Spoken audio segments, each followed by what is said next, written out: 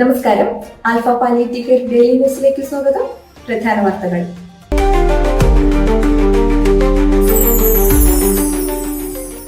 Alpha palliative care Muvattupuzha സെന്ററിന് അന്താരാഷ്ട്ര രംഗത്തെ മുൻനിര ഡെന്റൽ കെയർ സ്ഥാപനമായ Den care dental lab private limited home care വാഹനം നാളെ സമ്മാനിക്കും. സ്ഥാപനത്തിന്റെ മൂവാറ്റുപുഴയിലുള്ള ഹെഡ് ഓഫീസിൽ ജൂലൈ 23 രാവിലെ 11 നടക്കുന്ന ചടങ്ങിൽ ഡെൻ കെയർ ചെയർമാനും മാനേജിംഗ് ഡയറക്ടറുമായ ജോൺ കുര്യാക്കോസ് മാരുതി ഇക്കോ വാഹനത്തിന്റെ താക്കോൽ കൈമാറും. 7 ലക്ഷം രൂപ വില വരുന്ന വാഹനം ആൽഫ ഭാരവാഹികൾ ഏറ്റുവാങ്ങും.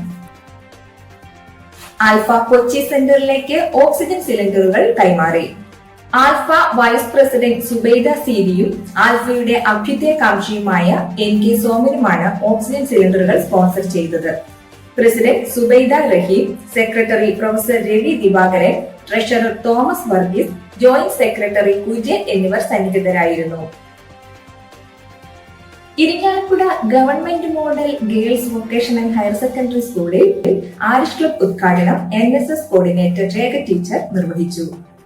VHSC വിഭാഗം അധ്യാപിക ശ്രീരേഖ അധ്യക്ഷത വഹിച്ചു. കമ്മ്യൂണിറ്റി വെൽഫെയർ ഓഫീസർ മേഘ്ന അനിൽകുമാർ പാലിയേറ്റീവ് കെയറിനെ കുറിച്ചും ആൽഫയെ കുറിച്ചും ക്ലാസ് എടുത്തു. വിദ്യാർത്ഥി പ്രതിനിധികളായ ഫർസാന, ശിശിര എന്നിവർ നേതൃത്വം നൽകി. 45ഓളം വിദ്യാർത്ഥികൾ പങ്കെടുത്തു. Alpha Muvattupuzha centre executive council യോഗം നടത്തി. സെന്ററിന്റെ ഇതുവരെയുള്ള പ്രവർത്തനങ്ങൾ യോഗം വിലയിരുത്തി. പ്രസിഡന്റ് അഷ്റഫ് മാണിക്യത്തിന്റെ അധ്യക്ഷതയിൽ ചേർന്ന യോഗത്തിൽ secretary Wilson Kurisinkal, doctor Kamar, Ernakulam ജില്ലാ community welfare officer Eldhose K Thankachan തുടങ്ങിയവർ ചർച്ചകളിൽ പങ്കെടുത്തു. ഇതോടെ വാർത്തകൾ അവസാനിക്കുന്നു. ജയ് ഹിന്ദ്.